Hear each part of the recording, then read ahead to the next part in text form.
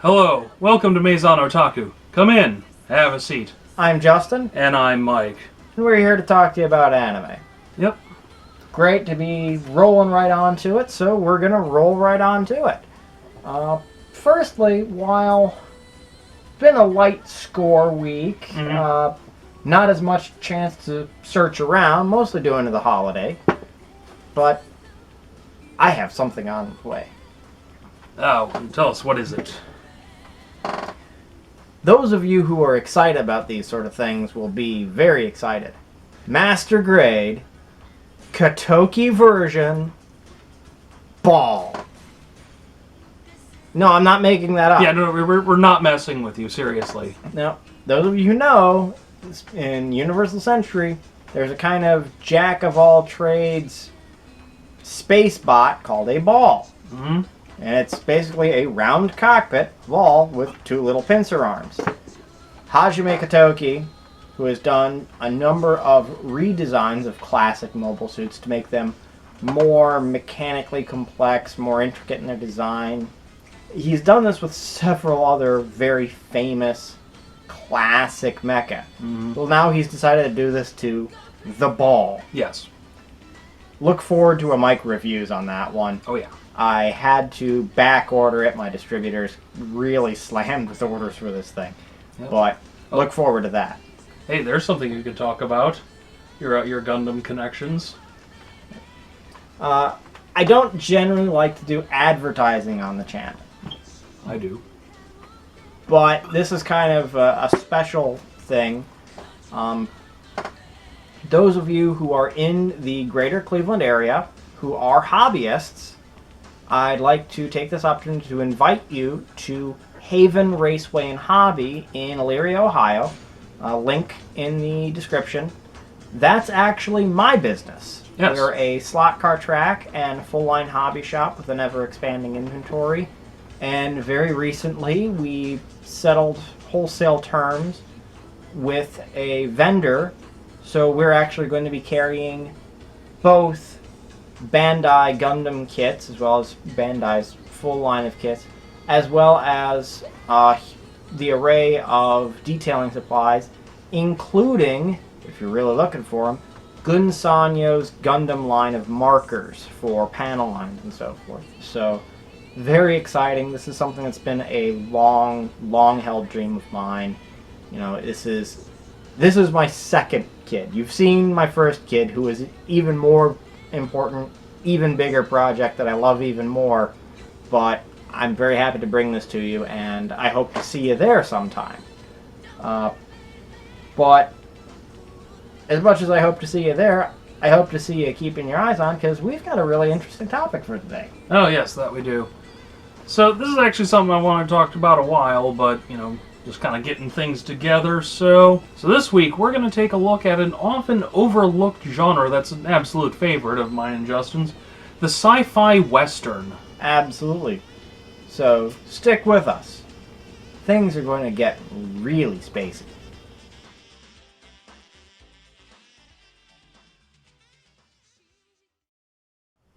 Now, you might be saying, why the space western? But first you're probably saying, why the western? Yes. And as it turns out, the Western genre as a whole has a great many parallels with many aspects of Eastern drama. Yes. The really interesting thing that happens here is when you consider the classic samurai drama, the classic American gunslinger drama has a very similar tangent to it. And it's actually kind of funny because one of the most classic Western stories, which was directed by an Italian, Sergio Leone's A Fistful of Dollars, was actually almost a shot-for-shot remake of Akira Kurosawa's great classic Yojimbo. Mm-hmm. And, you know, Leone pretty much built his career off of copying Kurosawa, which, hey, if you have to copy anyone's directorial style. And the other funny thing is, of course, then many anime directors went, back, Yeah. looked at the Leone creations, and copied them. Because, of course, that's where we have Yoshiaki Kawajiri, who built his career off of copying Leone. So it kind of comes full circle with that. But that just really attests to how interchangeable these sets are. Yeah. As Gene Roddenberry once said, there's nothing new in the universe. Trust me, I've been there. Yeah. But what are these elements that actually mesh so well? Well, it's very simple. A solitary hero in an undiscovered country encountering new and challenging situations and people. Which perfectly leads to, okay, well, why in space? Okay, what's the frontier? A distant, unexplored planet. What are these new people? Some weird aliens. Or, colonists who have drifted off from the main sect of civilization. There's endless possibilities that you can inject into that. Yes. And where it comes in with anime, well, it's very natural. Let's take a classic samurai anime, Rurouni Kenshin. Kenshin goes from town to town, attempting to live humbly in peace, but encountering a new mystery, a new enemy, a new crisis that only he can truly overcome. So, let's take a look at the decoration, as you will, of Kenshin. Well, he's a samurai. Well, what if he doesn't have a samurai sword? Let's give him a sombrero and a 6-gun. And now instead of feudal era Japan, well, now he's wandering through Texas. You've got yourself a Western. It's the same story, just the trappings are a little different. Now, let's say it's Texas Prime, and they're laser guns, Yep. and armored sombreros. Now you got yourself a space western. It's a little, shall we say, hackneyed, Yeah. and for the longest time, the greater science fiction writing community called it out as such, but it can make for some really, really fun, memorable times when it's done right.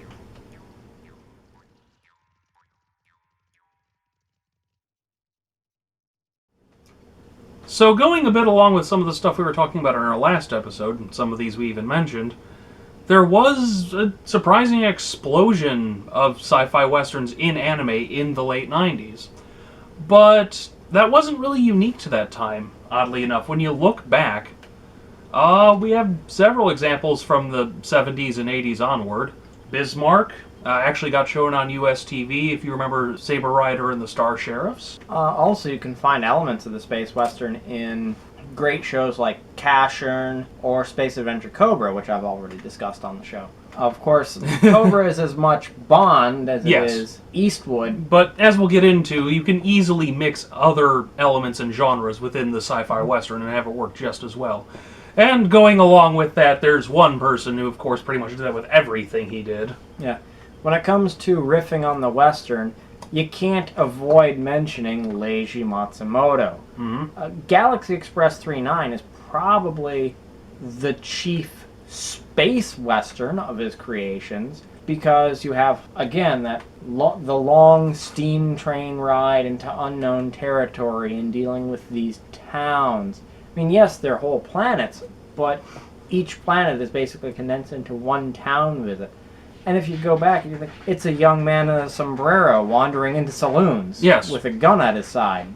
Pretty f***ing western. Yeah, like I said, though, in the leading up from that in the late 90s, almost out of nowhere, really, we had an explosion of 3, which, hey, actually, we're going to talk about something popular. Oh yes, the stateside popularity of these 3 shows is phenomenal, which is helped by 3 great dubs, excellent promotion, Good releases. good releases, animation that has stood the test of time. You can't really look back at these 3. No, yeah, they're all very well animated, yeah. Music that was great, and Energy. energy, and a really easy to digest story format, which Mhm. comes back to the inherent goodness of this ensemble cast story of an outlaw gunslinger. Mm-hmm. And especially when you pepper it with a good slab of humor. Yep. So, starting things off with that, we have Trigun. So I'm sure a few of you have been waiting for us to talk about this. Trigun, at its core, is probably the most centrally character-driven of the three bigs. Mm-hmm. Trigun is Vash the Stampede story. Yes. It is the story of the lone gunfighter. If you were going to compare it against an American Western, it would be Shane. Yeah, effectively. Well, and going more along that, too, of the three we're discussing, this one is by far and away the most straight-up Western. Aside from sci-fi elements in general, there's really not much else injected into this, so it's a pure Western in a futuristic sci-fi setting. Of course, maybe with some, shonen tropes thrown in, but you get that with anything from that era. Yeah.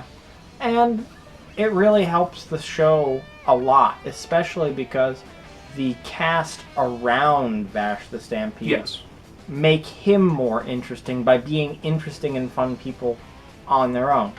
And the humor and energy of the show, it's probably the most humor-driven, despite some of its very tragic moments, of the three. And we won't tell you which tragic moments. You already know which tragic moments there are. And, until you really think about it, it's humor in Western is, again, nothing new. I mean, you look back to Wild Wild West, not the Will Smith one. The comedy Western, that dates back to black and white TV. Oh, absolutely. Many of the greatest Western films had so much humor through them. One of my personal favorite humorous Westerns is Mcclintock. Oh, yeah. Which is the great Western hero himself, John Wayne, playing up being this swaggering, I was a great gunfighter at one point, but now I've settled down and I'm dealing with my bossy wife. Yeah.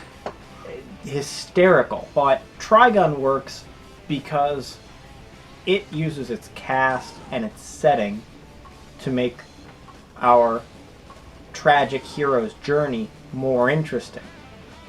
Now, Outlaw Star. Yes. Outlaw Star, again, you have a lot of things diffused into the Western genre. A lot of Eastern mysticism and, a lot of Chinese mythology in the mix. Yeah. So, Outlaw Star is fun because it takes a lot of the sci-fi Western elements, the space Western elements, that we actually got out of Star Wars. Yes. Which also did that same dabbling in, let's take a little bit of Eastern mysticism, let's take a little bit of a fighter ace movie, let's take a little bit of samurai movie, let's take a little bit of Western, and we'll shake them all together and we'll get this fun thing. With Outlaw Star, they also borrowed from Star Wars and other similar movies. Space is the excuse. Yes. Well, why does it happen that way? Because of space. And it's done to great effect in that, with relatively little effort, it creates a vast, intricate universe that they have but to hint at. Mm-hmm. Of course, the downside is this is one of the ones we wish they actually would have gone into a bit more because the world is so interesting. It's just, unfortunately, when you look at the things connected to it, they never particularly do it as well because, the series that spawned Outlaw Star, because Outlaw Star is a quasi-sequel to this, is not particularly interesting. It is quintessentially mid-90s. And then you have spin-offs like Angel Links, which... Oh boy, yeah, we were both thinking it, weren't we? Yes. So like I said, very interesting universe that they don't do too much with, but the setting is interesting, is the important thing. Of course, the reason they're not doing so much with the setting, despite it being a great setting, is they have a really great cast of characters. And the series is so much about the interplay between those characters, building relationships. Of the three bigs, this is the only one where we can actually flat say there's a true romance story arc. Mm-hmm. And it's one that plays out well. Yep. Well, I was going to say, it plays out well, but how much it plays out is up for debate. But, I mean, again, it's kind of setting things up at the end to where, stuff's going to continue going on to one degree or another. But yeah, and again, if you want an ensemble cast, this is about as motley a crew as you're going to get, even compared to the next one we're going to talk about. Right. And yeah, we've talked about this one before. We know we've been kind of plodding on. I mean, heck, we just gave it airtime in our last episode. Mm-hmm. But Seriously, it says f***ing cowboy in the title. Yep. And, of course, this is like about the third time now we'll be talking about Cowboy Bebop. Yes. So, but, you know, hey, if the shoe fits. Credit where credit's due. This was Sunrise probably at their most creative, which is why most all of these people left to create Studio Bones. Yes. I mean, yeah, well, you have, let's see, creator, noted crazy person, and I'm not even sure if he's human, Watanabe. Yeah. Crazy person A crazy person after Watanabe. crazy person after Crazy person Toshihiro Kawamoto doing the character designs. Really crazy person Yoko Kanno doing the soundtrack. But oh god, the soundtrack. Yeah, and it's a lot of what we talk about that we usually see in the 80s, where you get this very auteur-driven, just a bunch. The asylum's being run by the lunatics, but for once it ends up working out. Yes. And that's something we always love. You will never get an uninteresting film. Yes. Out of a bunch of crazy people decided to make a film.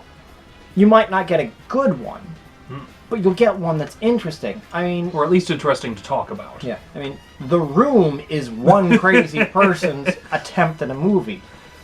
It's terrible. It's terrible, but we're still talking about it because it's interesting. We're not going to be talking much about The Amazing Spider-Man 5 years from now because it's so thoroughly dispersed and watered down through the number of people who had their hands in it saying, no, let's not do that. No, let's not do that. It's not just one crazy idea gone large. Yep. But Cowboy Bebop certainly is, yeah. The best example you can give of this. Despite being the most watered down Western, and when I say watered down, I mean to more say it's diluted with. It is equal parts Western as it is gangster story, and occasionally a few other things too. And yeah. It's the most episodic, which I should point out here. So every other episode, in addition to being its kind of own self-contained short movie, they take turns, paying tribute to a bunch of different genres. Yes. There's a kind of sort of comedy episode that's also an alien tribute. For that matter, there's an entire episode where it's effectively, hey, what if we did Sweet Sweetback's Badass Song? Yeah. Which, crazy as that sounds, that is an actual movie starring Mario Van Peebles' dad. Mm-hmm. Well, and let's not forget the one where it was, let's have an actual cowboy in it. And I just love the meme of that floats around. It says, Cowboy Bebop, because someone thought a guy in a spaceship, a guy wearing a bear costume, and a guy on a horse would make for a great chase scene. And it works. It's a show that works. And tying that all together, let's not forget that episode ends with him becoming a samurai. Yep. It's incredibly self-aware. Yes. That, yes, this is the parallel. And the fun thing is, they're still riffing on this great classic idea. Gun Sword was a fairly recent creation that dealt with a lot of these similar ideas. Desert Punk works off of these as well. Right now, a big popular hit, a critter bounty hunter who's a laid-back, that kind of guy. That's very much Western, but at the same time bringing in some of that Bosozoku, biker, kind of aesthetic. Again, you can just kind of dump everything into this funnel, and out comes a great space Western. Space Dandy. Yep. So, a lot going on, still going on. And I think we can tie this all together. We talked about all these disparate elements between the two. But there's one thing tying them all together even beyond the, common elements throughout the genre, and that is the very spirit of the space cowboy. Look at our heroes from the big three we were talking about. You effectively have, tragic hero, reluctant hero, and technically not even a hero, but they all embody that spirit, that freedom, which I think is very much the thing that Matsumoto always latched onto. Yeah, Matsumoto, who, more than just doing space westerns, did an actual western in Gun Frontier, which is a gunfighter teaming up with a samurai to go through the Old West, always focuses on this great spirit of individuality, this great spirit of one man's stand in the wilderness and in the frontier for what is right and just and free. And while they may not necessarily say it in those words, you see it. Each one of these are characters that live their life by their rules, on their terms, and fight for others' ability to do that. And going more along that, a dangerous freedom will always be preferable to a safe servitude.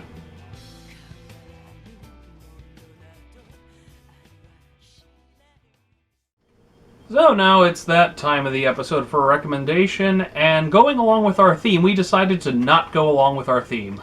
Yeah. I mean, why spoil a good theme by tacking on a needless recommendation? Yes. Instead, I think you're going to like the one I've got picked out because I like it, and I know best. Well, maybe in this instance, but we'll just roll This is it. not the time to bring up my fandom of Maria Watches over us. Okay. So, what I'm actually recommending is a mid-90s Tatsunoko creation that I love, despite the fact that I can never actually summarize it for people. Yeah. I just kind of tell them, take my word for it, and then I either hear back, oh, I loved it, it was amazing, or what the hell was going on in Soul Taker? Yeah. I mean, Soul Taker really is Tatsunoko making what they think American comics are supposed to be like. In a lot of ways it is. Soul Taker is a Tatsunoko superhero series, so it's right in the same vein as Hurricane Polymar, Cashern, Yeah. those sorts. But Soul Taker was kind of the prototype phase for a lot of the new, more aesthetic-driven pieces like Cashern's Sins that they do now. Well, I mean, honestly, it's also kind of a beta test for Karos. Yeah, there were a lot of the things they would later do in Karos they did in Soul Taker. The basic setup, again, I struggle to summarize this show, is that a young man wakes up dead, is revived, is told he has a sister, and that his sister's been kidnapped. And it is his sister who tells him this, but his sister reveals that she's not really his sister. His sister is a soul that travels from body to body called a flicker, and more than one person have these flickers, and there's all these different organizations trying to find the flickers because they're the source of a great power. And then the boy sprouts wings, gets power armor, and fights these evil organizations. That is literally the most succinct I've ever heard this summed up. Yes. And that was actually like really simplified. Yeah, it's very simplified. It's not at all accurate. There's things that go on.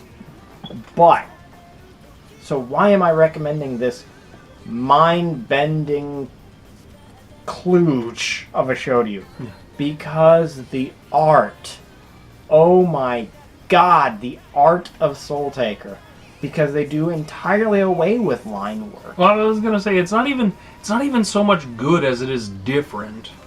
There's nothing that looks like it. There's nothing that moves like it. It takes on this visual life. The series I can only point out that's close to it would be something like Gankutsuo. It has a very...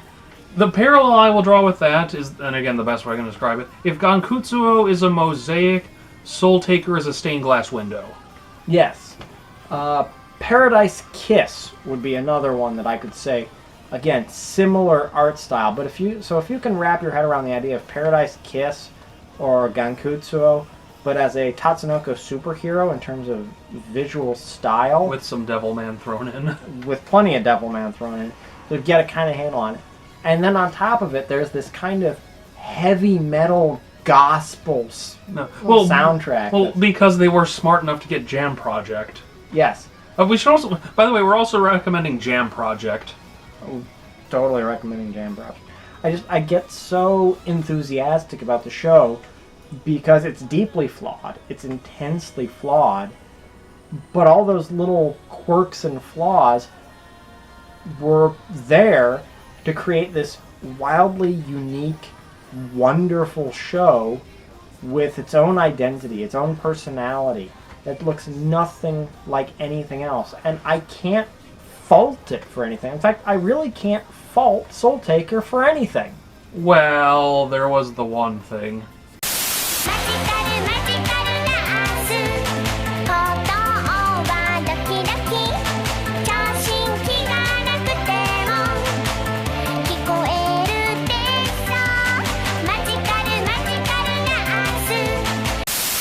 Okay, yeah. Nurse Witch Kamiji-chan. That's a whole different thing. That's... yeah, I suppose I can... Well, I was gonna say they totally pulled a Ginrei OVA. Yeah. I love Giant Robo, but... Tonal disconnect Yes. is the word that totally fits when discussing the jump from Soul Taker to Nurse Witch Kumugi-chan. Whew. Well, at least they had the common sense to make that those short episodes. Yes, those episodes are short. But no. Give a Back on chance topic. to Soul Taker. I really can't tell you. I mean, it's tough to find. It is a bear to find Soul Taker episodes. There's 2 issuances. They were both Pioneer Genion. You had Pioneer first printing, and then the second printing was in the Signature series, which was their budget line. Mm-hmm. That's all you're going to find. It didn't find an audience at the time, but it's worth it. Believe me, it's worth it. Get the Pioneer ones because they have holographic covers, I guess. Or no, sorry, they have shiny foil covers. Yes, there are shiny foil elements into the cover. But you won't be disappointed. I can definitely tell you. You might be confused. You might not get it. It's okay if you don't get it. Most people didn't get it. But it's worth it. It's giving your vote to something that doesn't look anything like the rest. And, it's something I enjoy. Oh, yeah. And with that... Yes. It is time to end. Thank you all for coming back once again. So, from us here at Maison Otaku, this is Mike. And Justin saying, enjoy what you watch. And share what you enjoy.